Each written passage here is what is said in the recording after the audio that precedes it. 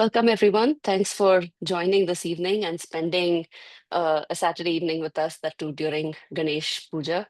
So today, this session is a part of a series that we have planned over the next few weekends and some weekdays to go over some of the application modalities for students who are in 12th grade who are applying to different parts of the world, including India. The India part will focus a bit more on the private universities, but we will cover some of the overview of public entrance exams as well. So today's session is really just an overview in terms of all the different timelines that happen, all the things that go on and how to, keep all that in mind, what to watch out for. And actually in the audience, we have some of our colleagues as well. So those of you who are students, you have a lot of like Lot of good fun experienced here. brains here. Yeah. Um, Okay. I have a bit of a poll, okay, so this is us, those of you who don't know us, Sapna and I are running this as a non-commercial, non-profit space to really help you, especially those of you who may not have counselors at school, to kind of help you with the same kind of advice and guidance that we give our students in school. So we are guidingteens.in, and you can read more about us there. So we're going to go over broadly the application requirements for the different regions, the timelines, a little bit about choosing between different application rounds, a whole lot about timelines, let's put it that way, requirements and responsibilities by region, and then how do you go about making the roadmap? And then we'll leave enough time for Q&A. Um, so in terms of, this is I'm so sorry, one second. Um, okay. So the application requirements, right? We'll go through that first, and we've split this here as this slide has India, US, Canada, and then the next slides have a few of the other regions. So here we're covering, this is just broadly an overview, and it's more of a screenshot kind of really slide. So the application platforms, when it's for India, each private university, there's no unified portal for the private universities. Every private university has its own portal. For the public entrance exams, a lot of them are through the NTA website.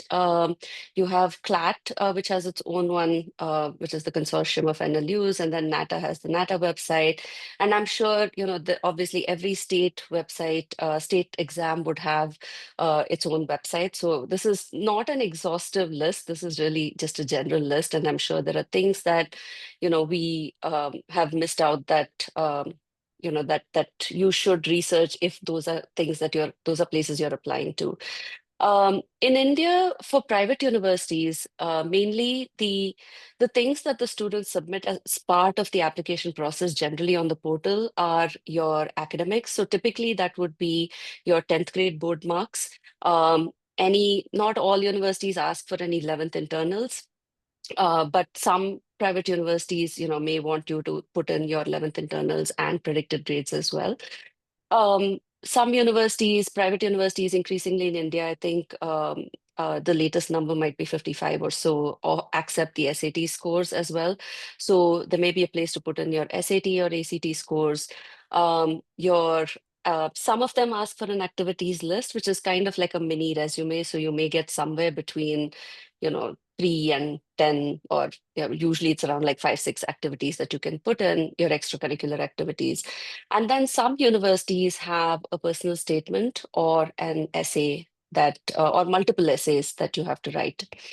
Public universities, it's straightforward. It's usually your academics and your at the time of filling in the application, really, you don't even put in your entrance exams result. There's the registration for the public. Sorry. So there I is, understand, yeah. Just yeah. Um, and then the from the school side for Indian universities, largely it's not in the public university space, it's nothing that the school has to do typically.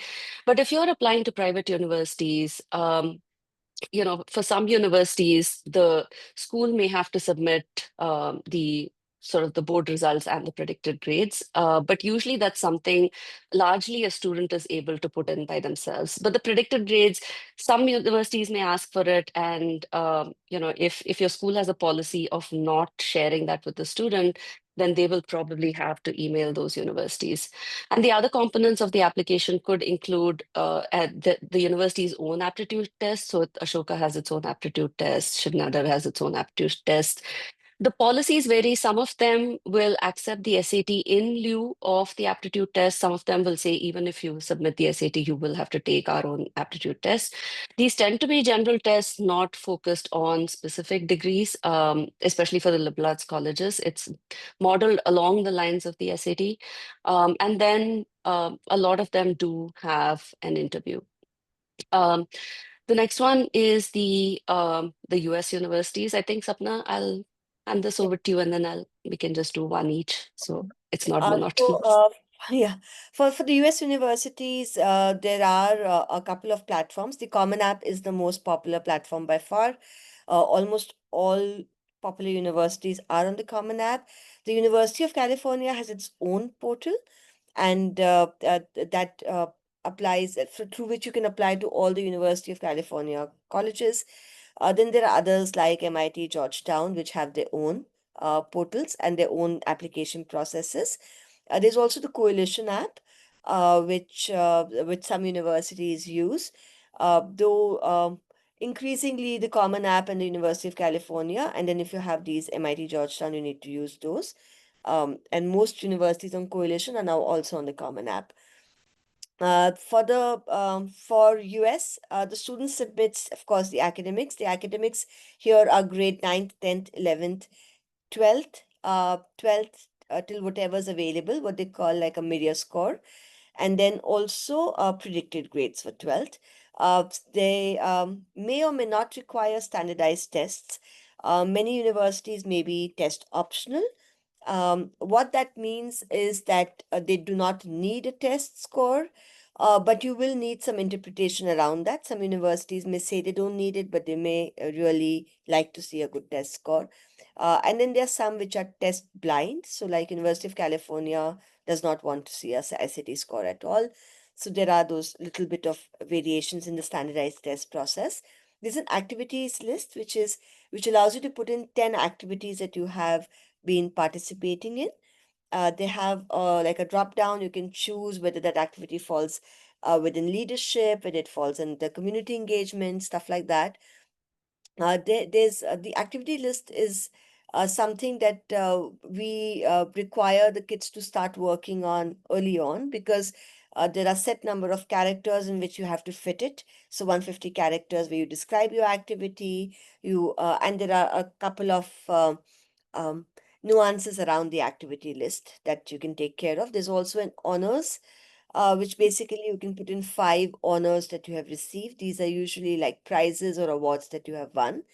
There are the essays. There's the Common App essay, which is the main essay which goes to all the universities that you apply through the Common App. And then almost all universities have supplementary essays, which are more like either why do you want to study this particular subject, or why do you want to come to our university. There could also be some very philosophical ones like, if your life was a book, what would be the title of the book, and stuff like that. So some interesting stuff around the essays. And then there's the English proficiency exam, the test score, which may be required for most Indian students. There are some universities which will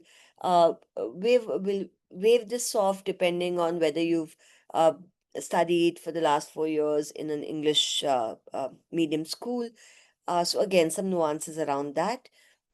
The school submits certain things which are the 9th to 12th grades. So the student has to achieve them, the school submits them, and the predicted grades. Uh, the universities in US usually require at least one counselor LOR. If the school does not have a counselor, this can be provided by one of the teachers who knows the child well, or it could be given by the school head. And then two academic LORs are the usual, but some universities will just accept one academic LOR. Some may go up to three extra LORs. So again, there's a little bit of a variation depending from school to school. But by and large, one counselor LOR and two academic LORs are enough to apply to most US universities. Then, of course, the other components may be some other optional LORs. There may be optional interviews. Some of them have now take virtual interviews. Some of them have alum interviews that you can schedule.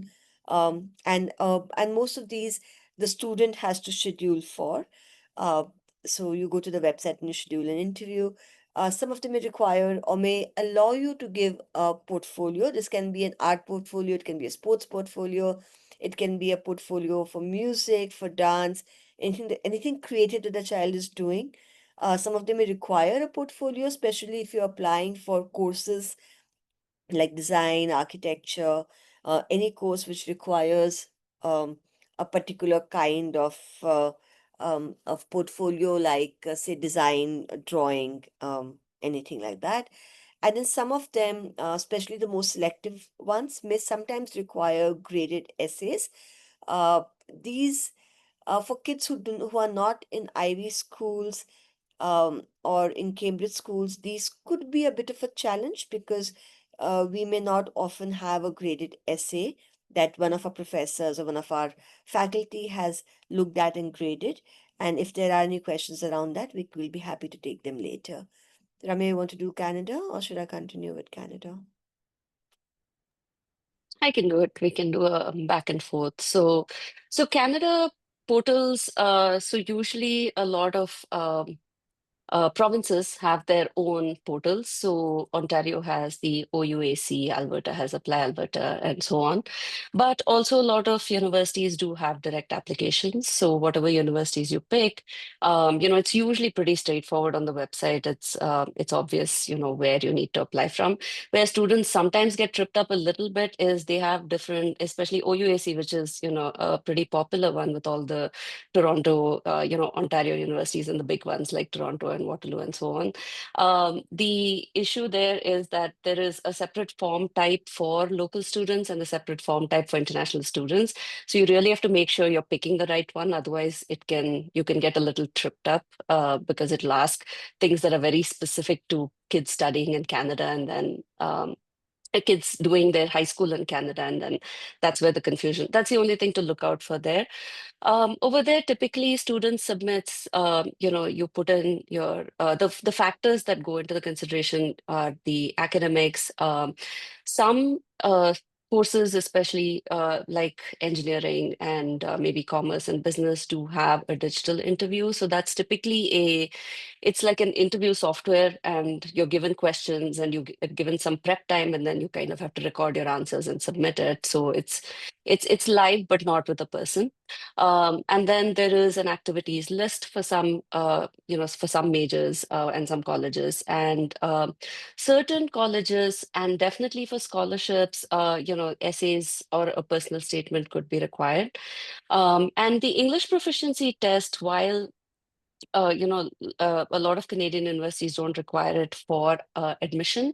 You will require it if you're not a Canadian citizen. You will require it for your visa process. The school typically over there submits, your predicted grades, and the 10th to 12th grades, sorry, 10th grade marks could be submitted by the student or it could be submitted by the school. And for some scholarships, you may need a letter of recommendation from your school. And like we said, for some majors, interviews do happen, and there could be additional forms, depending on the major and the university. Like we said, this is, more of a general sort of things that you want to keep in mind as you are researching as well to make sure that you don't miss out on any of your requirements when you do the research. Broadly speaking, if you look at University of Toronto engineering, you may require some extra stuff. Correct. Yeah. So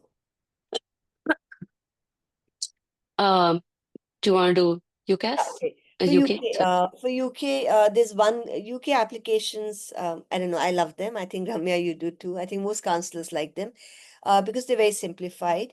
You cannot apply to a UK undergrad program anywhere other than the UCAS by and large. So 95% you would go through the UCAS. Um, and then the UCAS allows a student to choose any five programs or universities. So you can only apply to five. Now you can apply to the same program at five universities. You can apply to more than one kind of a program at the same university. That combination is up to you. But basically, you have five choices in one application. You write one statement of purpose, which is basically a 4,000 character uh, answer as to why you want to study the subject that you're saying you want to study. Basically, broadly, it's that. And that goes to all the five choices that you have put out in your UCAS application. Besides this, there's one combined LOR. When we say combined LOR means basically in the UCAS you can put in one LOR. Now this LOR, some schools will have, supposing you're applying for an economics program, the economics teacher will put in one the complete LOR.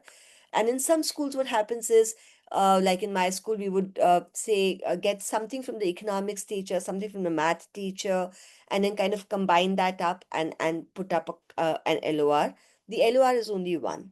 And then besides these two, these were the main requirements in the UK application.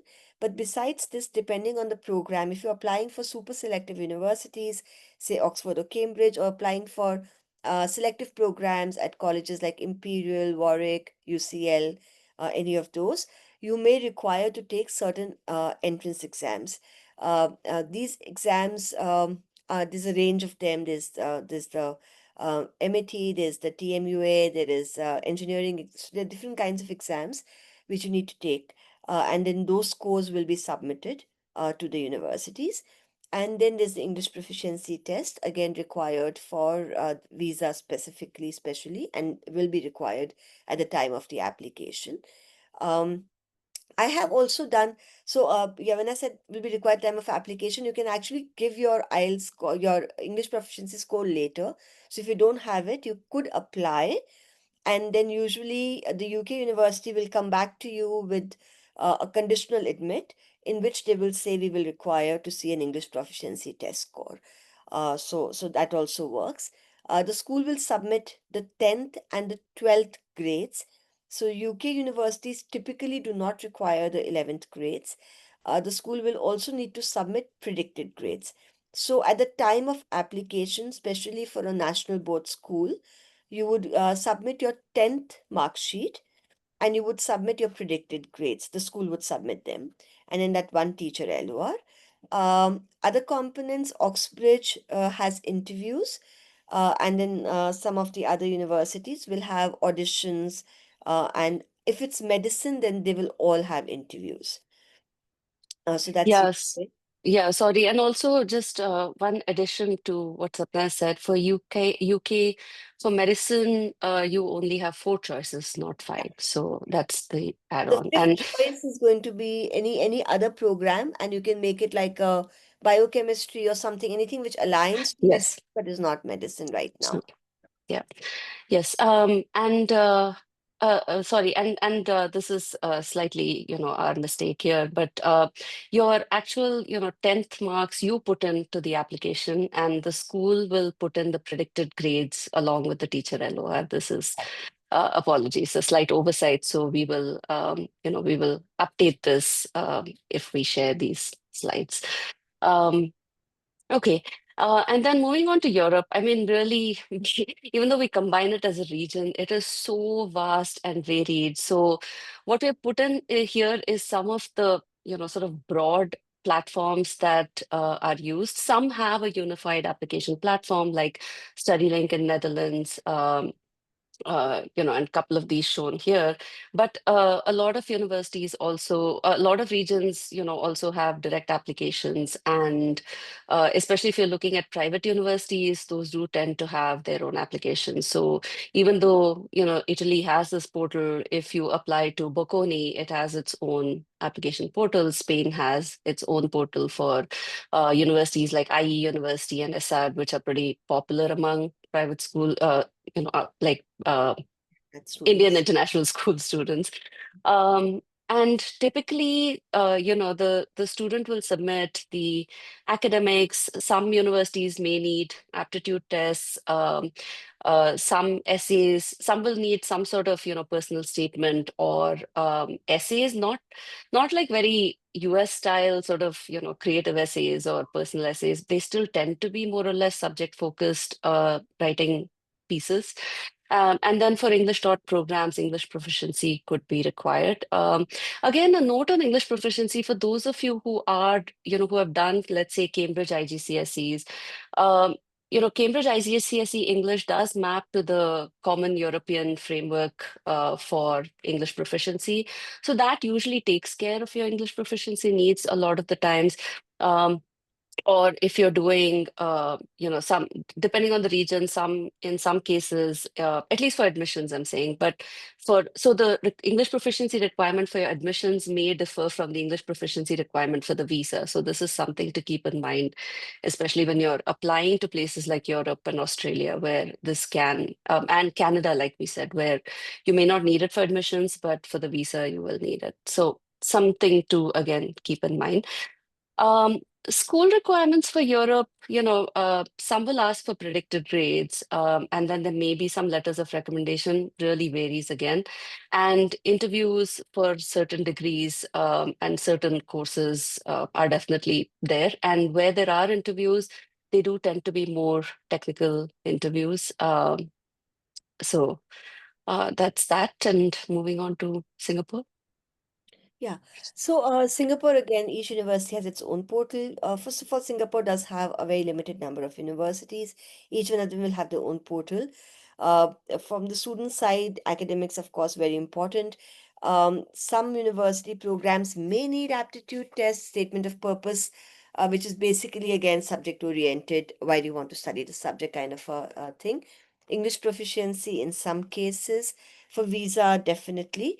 Um, uh, for um, um, Singapore, especially for the more selective universities, uh, they they may or may not say whether they want the SATs or any standardized test scores, but they do help, especially if they're good.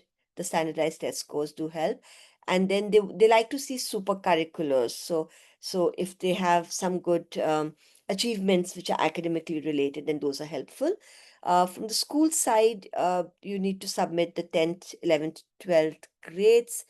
The 12th grades, of course, predicted grades at this point, and the mid-year grades, and one LOR for some programs. And again, there are interviews for some particular programs in some degrees.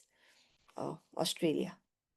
Ramya? Yeah, again, straightforward. So Australia, universities will have their own platforms, but the agent model is very popular in Australia. So you do have agents like IDP, iStep Mentors, and a few others. We are not just, we are not, it's not like we are, what's that word I'm looking for? Endorsing any of them, but these are the ones that are out there. I'm sure there are others as well.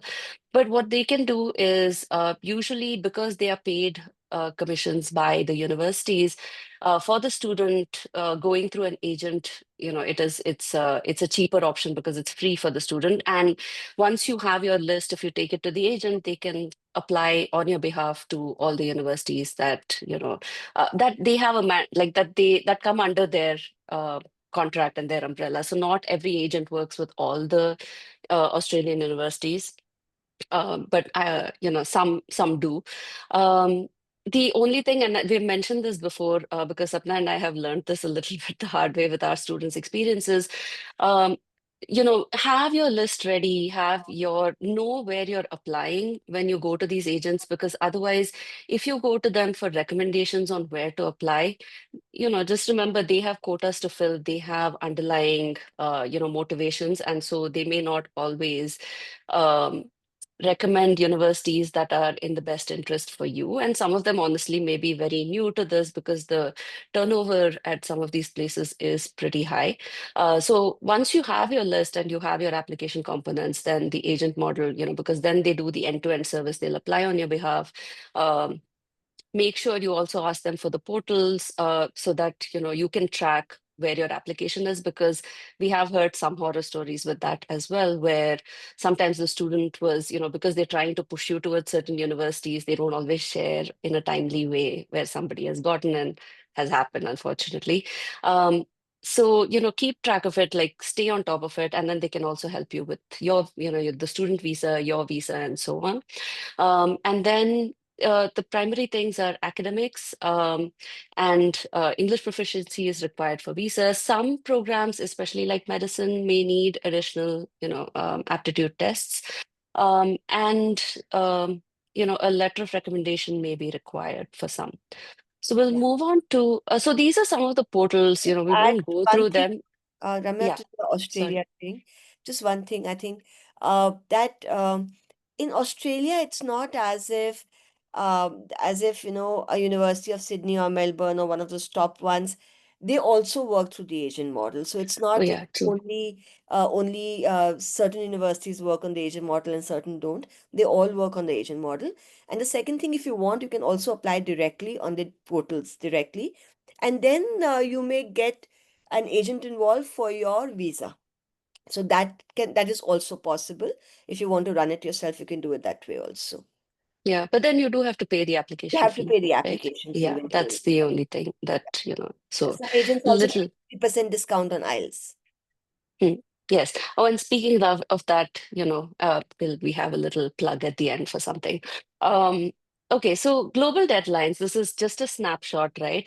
But this gives you the idea. I mean, we, especially as counselors who work with students applying to across these regions, and often to multiple regions, two, three, or more, it can get pretty complex. So this is a snapshot. So I'll just quickly go through this. So US, the the UK actually starts the earliest, but we'll just do this region by region. So US early deadlines are typically, I mean, some of them actually UT Austin, UNC Chapel Hill, some of these come October 15th, so keep an eye out.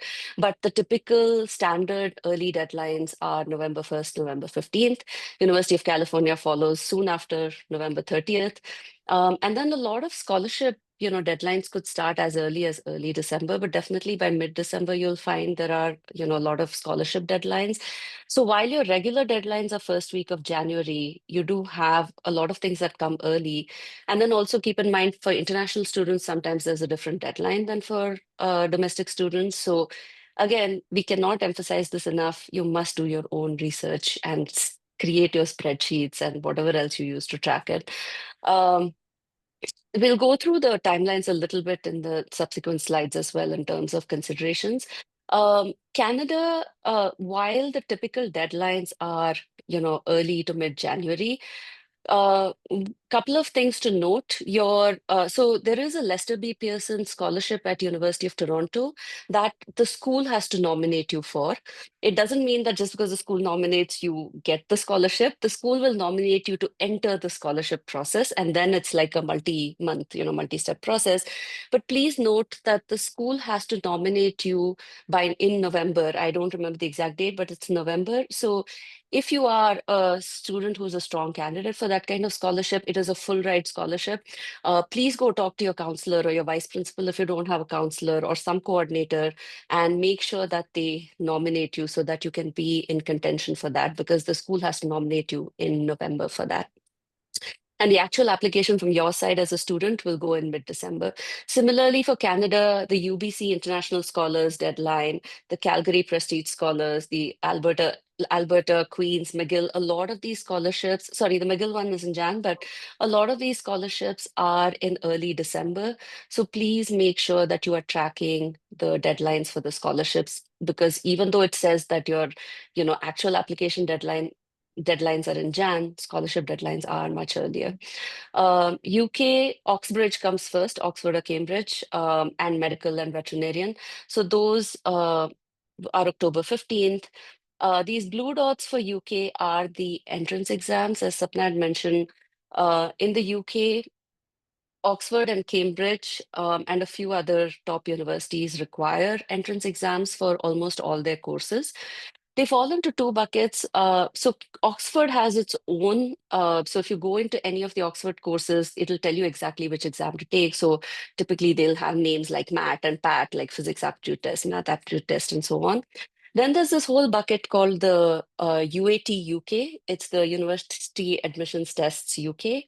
So if you Google UAT UK, you'll see that these are they fall into three buckets. So there's the TMUA, which is primarily a math test. There is the ESAT, which is for engineering, and then there's TARA, which is a test of I think analytical and reasoning. I can't still remember these are all a little new, so that's why. But please, these are typically used by Cambridge, LSE, Warwick, uh, Durham, and Imperial. So if you're applying to any of these universities, it's very straightforward, but just keep an eye on these because the UAT exams are typically they're offered in both October and January, and that's why these two dots. Whereas Oxford exams are only offered in October. So just track everything, right? Because the even when we say the exam is in October, you have these lead up steps to it where you have to create an account in the portal, then register for the exam and so on. Okay, Europe is kind of crazy because if you take, for example, the private universities in Spain, like IE University, the applications are already open. You could apply as early as September. So in fact, it's past this graph that the timeline that we're showing here. You can apply now. And then you have places like Germany, which go on pretty late. So it really runs the gamut. But a lot of deadlines do come in that early to mid January. So especially, France, Netherlands, Finland, Ireland, a lot of these deadlines are in January. So just make sure you keep track it again. In India, these maroon dots that we have, those are some of the private university rounds. So Ashoka is typically the one that starts off the earliest. Their first round opens in sometime in I don't know for this year when the first round is, but it's typically in mid to end of November or early December. So the a lot of new age private universities in India run multiple application rounds between 1 and 4 rounds. The first round can happen sometime between November and January. The second round for those that are in November, December happens, right before the boards or in the early stages of the boards. And then the third and fourth round are usually after the Indian boards. Also in the slide, we are showing you the major boards. So October is, for those of you who are doing Cambridge, it's the November series. February, March is your CBSE, ISC, and also the Cambridge March series boards. And the April, May is the IB boards. And for each corresponding one, we've showed you in these thin lines when the results are declared. Um, and that matters for some cases, and we'll go through that a bit in the next slide. One Singapore, thing Hong Kong. Sorry? that we're still left. Okay, finish this then. Yeah. Yeah, Singapore, Hong Kong, it's basically, some of your deadlines for Hong Kong, especially some of those deadlines come earlier than for Singapore.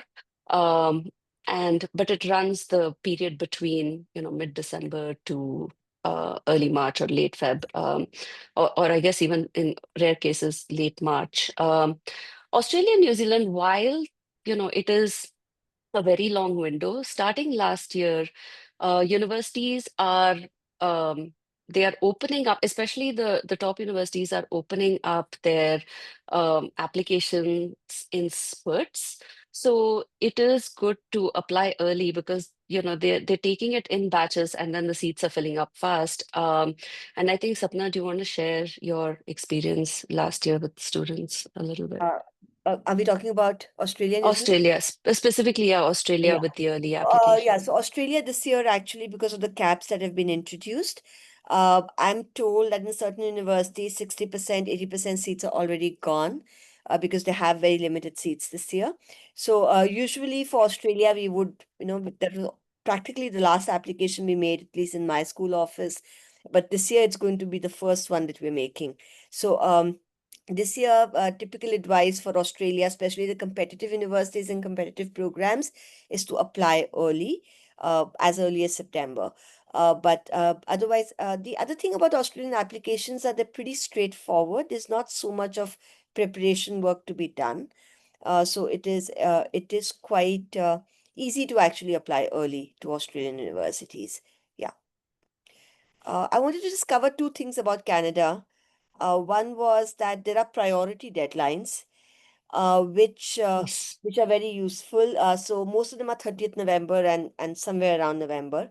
And these are useful because they give you they have special scholarship considerations and also space considerations sometimes. And the other thing about UK, Ramya mentioned the tests that you have to take. Sometimes you can take it in October and in January, but you're allowed to take it only once and whenever you take it in one academic year. So it's not that you take it in October and then you think you will improve your score in January. It's not like that. So take it only when you're prepared. Though of course if you are applying to Oxford or Cambridge, then you don't have a choice. You have to take it in October because that application happens on 15th October. Yeah. Thank you. Um, okay. So in terms of the decision timelines, again, a bit of a busy slide, but just wanted to give you a sense of when, once you put these applications in, when do you hear back? How do you kind of, keep track of some of these things? So with US, if you apply, and I'm sorry, I realized that we should have demystified some of these ED, REAE, and it's coming in the next slide. But so let's just keep it simple for now and say, okay, if you apply for, one of these ED or RA, which are typically somewhat binding early applications, you get that result by mid-December. You apply in early, 1st of November, and then you get the notification by mid-December.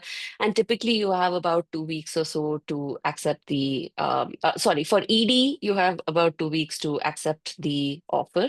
For REA, we'll get to that in the next slide. It's a little it's May 1st. And then for the other early applications, you typically hear back sometime between mid towards the end of January to early February. And then for the second binding round, which is ED2, you hear back in mid-February. And then for your regular decisions, typically you hear back towards the end of March.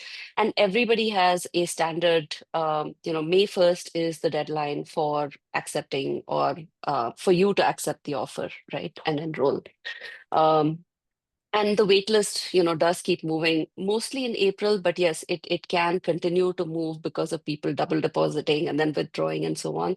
It can move, pretty late into pretty close to the start of the school year as well. Um, Canada, it's most of the decisions come in March, April, but University of Toronto, as Sapna mentioned, University of Toronto has some of the earliest deadlines actually. So their priority deadlines are actually early November. And so you could, for some programs, hear back as early as like end of Jan or early Feb. In UK, Oxford and Cambridge, typically you'll hear back in the second half of January. For everybody else, it really can be depending on when you apply, it and depending on the university. Not all universities, just because you apply early, you'll hear back early, but some do. And so it can vary this wide range of hearing back somewhere between February and all the way up until June. Um, and accordingly, your offer acceptance deadline typically is early June, or if you get the offer after that, then you get about 10 days to accept the offer. In the UK, the thing to note is that the offers you get are conditional offers, and the condition will specify what you need to get in your board exams in order to meet the Qualify. conditions. And also like Sapna said, if there are English proficiency conditions you need to meet, or depending on certain boards, they may ask you to take extra exams as well. In the past, they've asked Indian board students to take things like the step exam for additional mathematics stuff and things like that. So once your conditions are met, so basically the reason we put that in is because your conditional offer turns unconditional or confirmed only after you submit the board results. So depending on when your boards happen, you may not have that confirmed choice. until, let's say if you're in the IB board, that doesn't get confirmed until like July 4th or early July when you get the IB board results. But most of the time, you will be able to go ahead with your visa processing and so on, because the university will, actually, I don't, this, I shouldn't say that. I shouldn't say Uh, that. no. So I Sorry, think you take that wait for back. your confirmed offer before you Yes, then yes, that wasn't UK. Yes. I think, yeah. okay, I'll hold off on that. Okay, and then Europe again, because we said if you apply to some of these private universities in September, October, you may hear back in Jan, Feb, but otherwise, typically it can go from March all the way till June, July. India again depends on which round you apply for. The nice thing is, if you go to any of these popular private new age universities like Ashoka or Flame or Kriya, they will kind of give you this neat table with, okay, if you apply in this round, this is the application deadline, this is when the interviews are likely to happen, this is when you will be given your decision, and then this is till which date you have to accept or reject the offer. And then Singapore. So Singapore, to note, is that you know they wait for the board results to give you your actual offer. So, depending on when your board results come, it's usually you send in the board results, and then within about 2 weeks, they do give you your offer or your, not offer, but your notification, Yeah. right? Whether you were accepted or rejected. And then similarly, Australia, the timelines, it's actually not So this. Australia actually starts giving your offers right away. Yes, If you I that apply in September, by within 2 weeks you will have an offer, sometimes yes. So within this is 3. But I've made a note of. it'll be conditional offers usually. And in some cases, so for some universities, they have even like if you have a SAT score of more than 1400, your offer is confirmed. So depends on universities and programs. Sometimes you can actually get a confirmed offer in October, November itself. But most of the times it is going to be a conditional offer that you will get right now. And then once you submit your final results, it'll be confirmed for you. Um, yeah. I was just wondering if everybody understands EA, ED, RD, RDA. Can we go back So that's why we have to no. So we previous have slide? this. Yeah. That's what I Okay. was saying. I think we kind of Yeah. sorry, not we. I shouldn't put Sapna in this bucket, but that was my mistake a Oh, little it's bit. okay. Um, Yeah. So US, I think for those of you who may be applying to US, and we have a more detailed, session on the US if there is interest. But basically, there's multiple types of early applications or multiple application rounds. So from the least restrictive to the most restrictive. So the least restrictive, so RD stands for regular decision, which is your regular application round, typically happens in, late December, early January. Or there's also early action where you apply early, but you're not committing to the university. You're not saying that if I get an offer, I will join. You're just applying early, you hear back early. Typically, you apply November 1st or 15th, and you hear back by mid to end of January. You hear back mostly end of Jan to like early Feb. Then there's the restrictive ones, which is the least restrictive of the restrictive ones is called restrictive early action, and this is only offered by a handful of of universities. And there you apply early. There are some constraints on where else you can apply. So typically, these universities will say you cannot apply early. You cannot apply binding early. To any other private universities. You can apply non-binding to public universities and so on.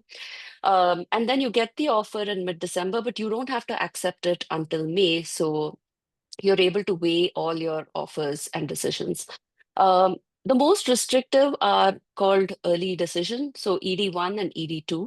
So ED1 is the deadline is either November 1st or 15th, and what you do is you're committing to the university. So at the time of application, you sign a contract saying if this university gives me an offer, I will withdraw from all other universities and I will attend this university. I'll enroll. So you're committing to it. Similarly, ED2 is the same thing, but the timeline is shifted and it's offered in middle of January, so Jan 15th. And typically, with both ED1 and ED2, you hear back within a month, and then you have about 2 weeks to accept the offer. And the thing to excuse me, the thing to keep a note of here is that binding is applicable across regions. So let's say you apply uh, early decision to Carnegie Mellon, and you're also applying to Oxford and Cambridge. Now, if you go back to the timelines, sorry. If you go back to the timelines, you will hear back from, let's say, Carnegie Mellon in mid-December, and you have until like 1st of January or 2nd of January to accept. But if you've also applied to UK and let's say you've applied to Oxford or Cambridge, you won't hear back from those until end of January. And so, if you're in situations like that, you really have to think, okay, once I get this offer of ED from this university in the US, even if I get Cambridge, I am ethically bound to take this offer because I signed that contract, right? So if you are applying across regions, ED is something to have a discussion with your, counselor or it just go through all the implications of that as well, right? Similarly, I think especially with binding like the ED1 and ED2, which are binding applications, right? Financial aid will be, I mean, you have to keep in mind that you won't be able to weigh all your different financial aid and scholarship packages because whatever the university gives you, you are committing to that university. There is an out, of course, if the financial aid that the university gives you, you deem it to be really unacceptable, you can bow out of the early decision agreement.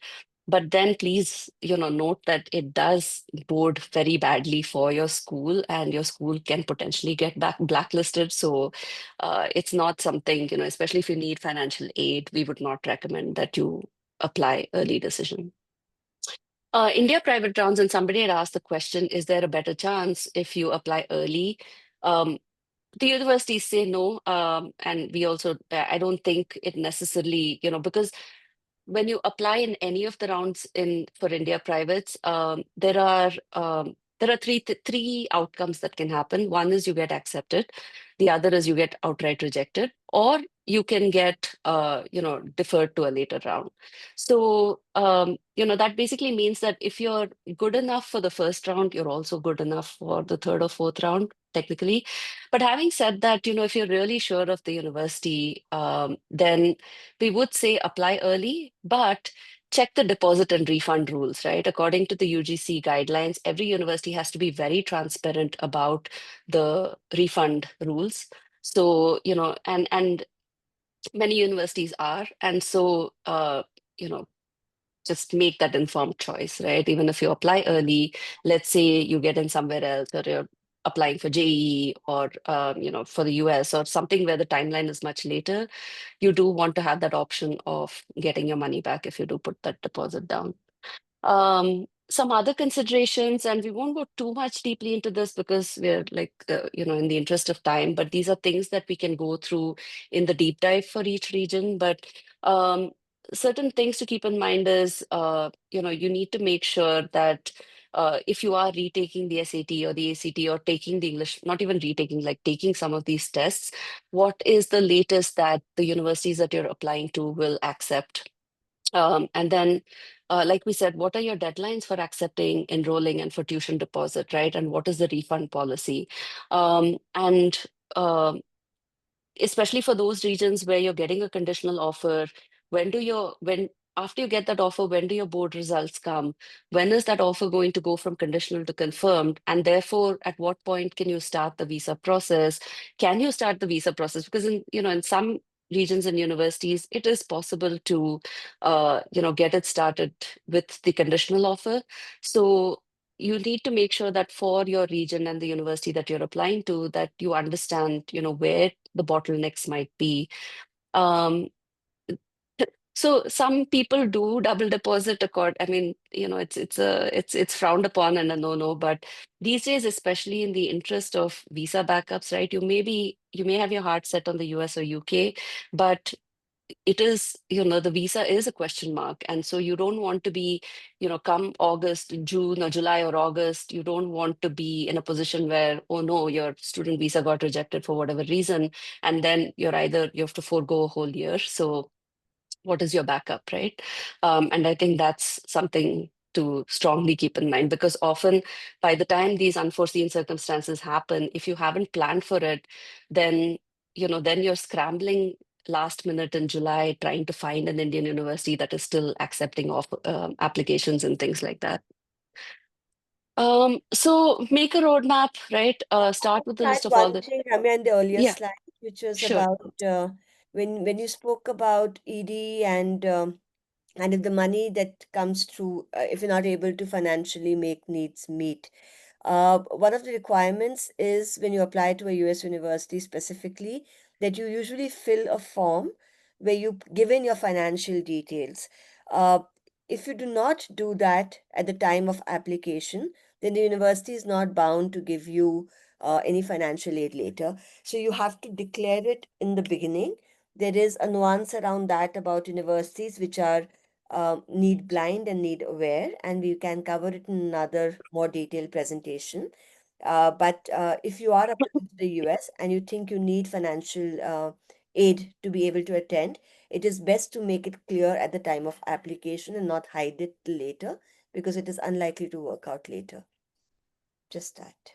Yes, thank you. And we will, maybe if there's interest, we will do a financial aid session. So yeah, I think, making a roadmap isn't that complex. You just have to make sure you have all your details, and then fix your universities, fix the application rounds. If multiple are available, then, make sure you put down the application round that is relevant to you, maybe as an international student, maybe as an early applicant, and then working backwards, make a list of all the tasks based on the requirements, and then factor in your school exam dates. So, you could do it as a simple spreadsheet. So where you say, okay, weekly, this is what it is. And okay, these are all the things I need for the US. These are all the things. So it's like a Gantt chart, but done very simply with a Google spreadsheet for those of you who have access to more sophisticated Gantt project management software, go nuts with it.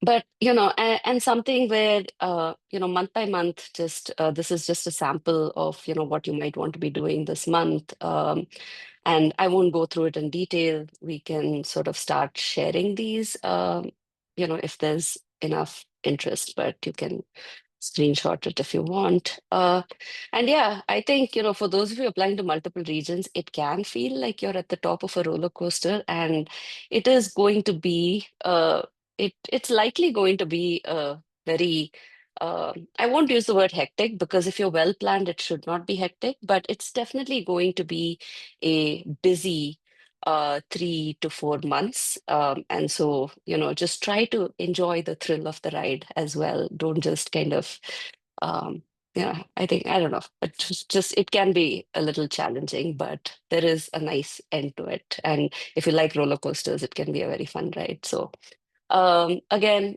if you want to join our community, and with that, I'll open it up for questions. We've been talking really long time.